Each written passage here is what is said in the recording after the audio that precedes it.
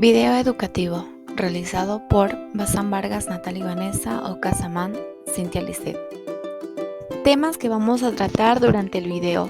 Para empezar hablaremos acerca de la esquizofrenia 6A20, ansiedad o trastornos relacionados con el miedo, bloque L1 6B0, los trastornos depresivos, bloque L2 6A7, trastornos obsesivos compulsivos o relacionados, bloque L1 6B2, trastorno reactivo de la vinculación 6B44, desórdenes de la eliminación bloque L1 6C0, trastornos de la alimentación bloque L1 6B8.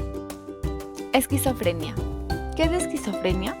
Se trata de un desorden cerebral que deteriora la capacidad de las personas en muy diversos aspectos psicológicos, como el pensamiento, la percepción, las emociones o la voluntad. Criterios diagnósticos. 2 o más de los siguientes síntomas que se han manifestado durante un mes. Para empezar, los delirios. Cuando una persona tiene creencias fuertes que no son ciertas y pueden parecer irracionales a los demás. Alucinaciones. Cuando una persona ve, oye, huele o saborea o siente cosas que no son reales. Discurso desorganizado. Tiene formas de pensar inusuales o ilógicas. También se puede presentar en casos extremos la catatonia o también los síntomas negativos. Así también se ve reflejado en el trabajo. Las relaciones interpersonales o el cuidado personal están muy por debajo del nivel alcanzado. Los síntomas no son ocasionados por enfermedades fisiológicas en el cerebro, por ejemplo, un tumor cerebral. Tampoco se deben a alguna sustancia o medicamento en el sistema nervioso central. Clasificación. La esquizofrenia se divide en 3. Empezaremos con el primer punto. El primer punto es la esquizofrenia, que se presenta como un primer episodio y nunca antes se ha experimentado. Su código es 6A20.0. Y a su vez se divide en 3 tipos de esquizofrenia, lo cual concierne, como ya dije, a su primer episodio. Como segundo tipo tenemos la esquizofrenia episodios múltiples. Pueden haberse atenuado por medicación.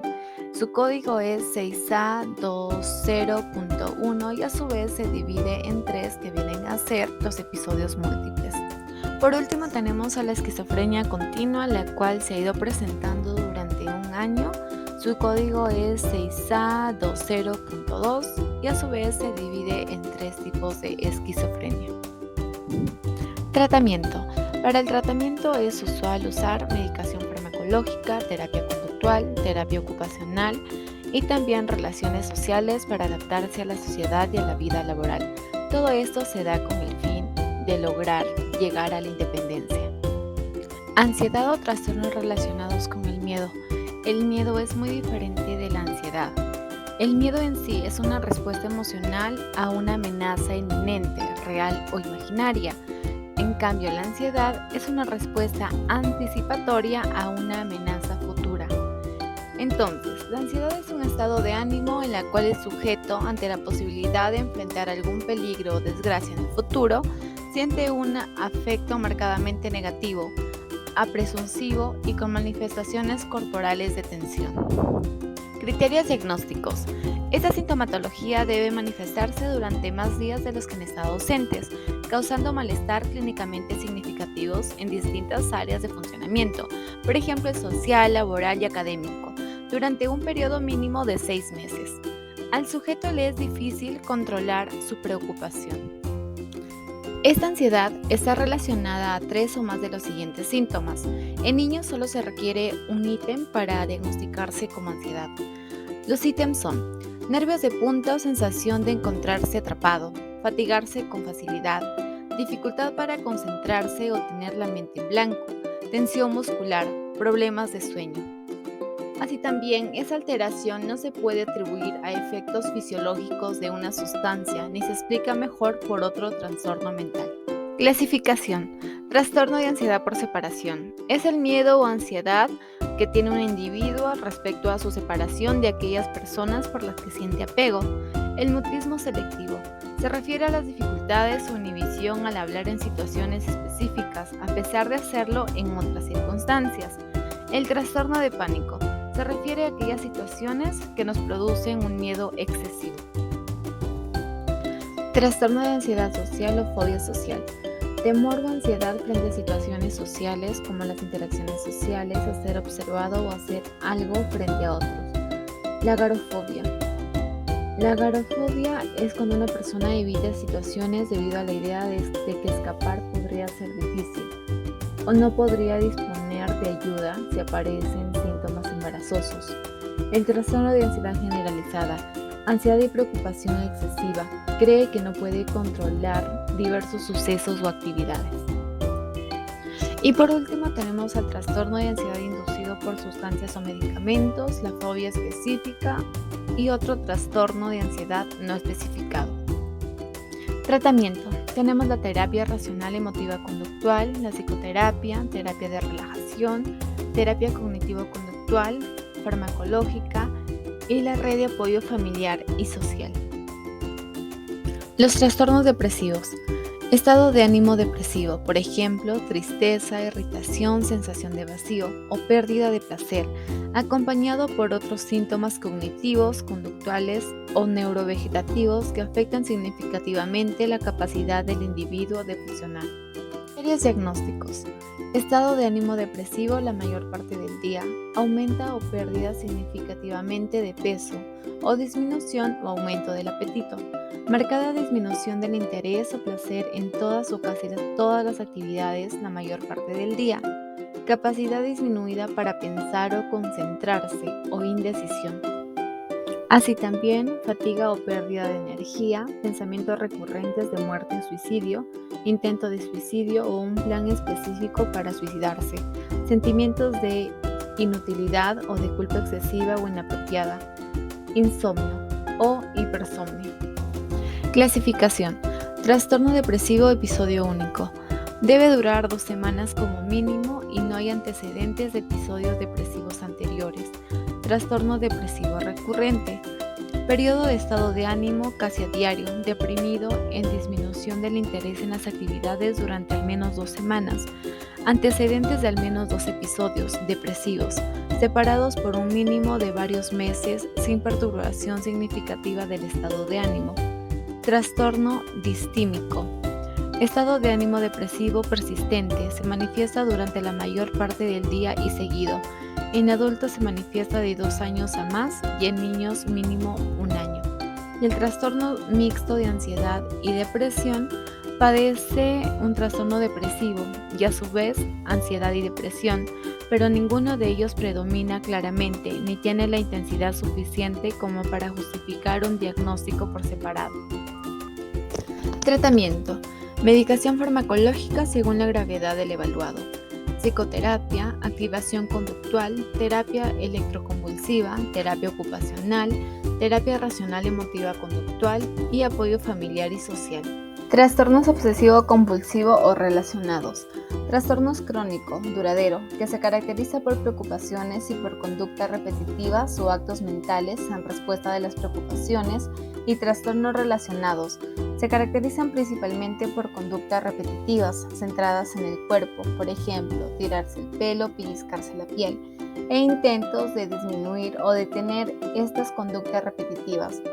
Las obsesiones son muy diferentes a las compulsiones, ya que las obsesiones son pensamientos, impulsos o imágenes recurrentes. En cambio, las compulsiones son conductas repetitivas. Criterios diagnósticos. Comportamientos o actos mentales repetitivos que esa persona realiza como respuesta de una obsesión. Algunos de estos comportamientos son: se lavan las manos seguidamente durante el día, al caminar ellos o pisan las rayas. Las obsesiones son pensamientos muy persistentes en imágenes o impulsos que son molestos. Clasificación. Trastorno obsesivo-compulsivo.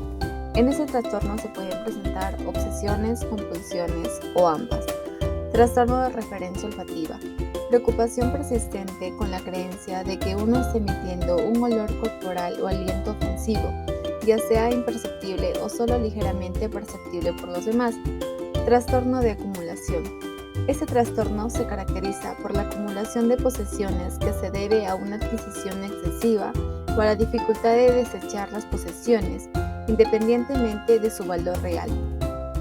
Trastorno dismórfico corporal.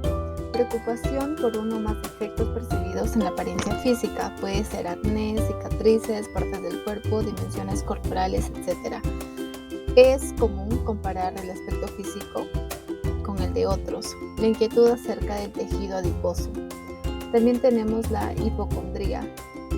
La hipocondría es la preocupación o temor persistente acerca de la posibilidad de tener una o varias enfermedades graves, progresivas o potencialmente mortales. Trastorno de escoriación. Este trastorno se caracteriza por tirones de piel que conducen a lesiones en la piel, con intentos fallidos de disminuir o detener el comportamiento en cuestión. Tricotilomanía. Arrancarse el pelo de forma recurrente, lo que da lugar a su pérdida. Tratamiento.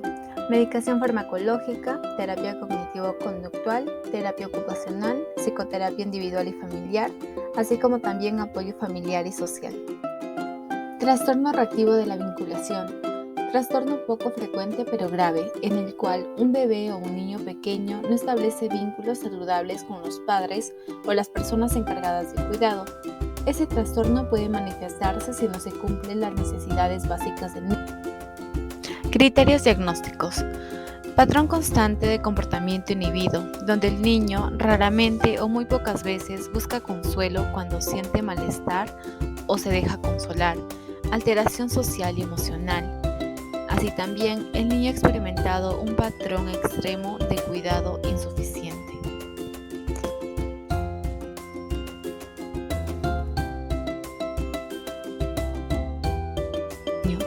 Alentar el desarrollo del niño brindando apoyo, sensibilidad y comprensión. Proporcionar positivo, estimulante e interactivo. Abordar las necesidades médicas de seguridad y vivienda según corresponda. Que tenga una calidad de vida segura y estable. Lograr interacciones positivas y que refuerce el vínculo con sus padres y cuidadores. Desórdenes de la eliminación.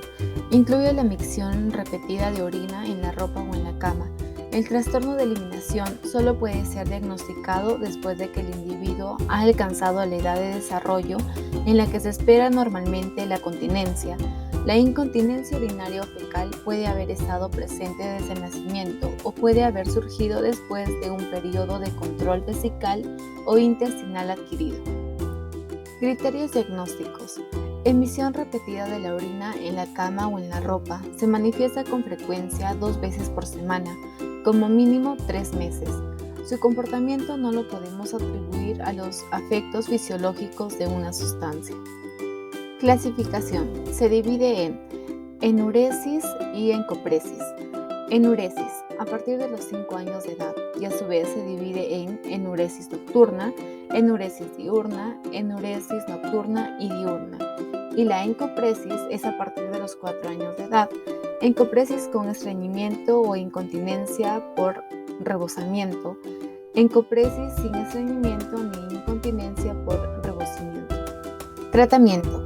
Reducir unas horas antes de ir a dormir la ingesta de líquidos con la finalidad de que se contenga la vejiga. Usar un horario miccional donde se establezca que orine al menos 6 veces al día si hubiese pérdidas en el día. No castigar al niño afectado ni ponerle pañales durante mucho tiempo.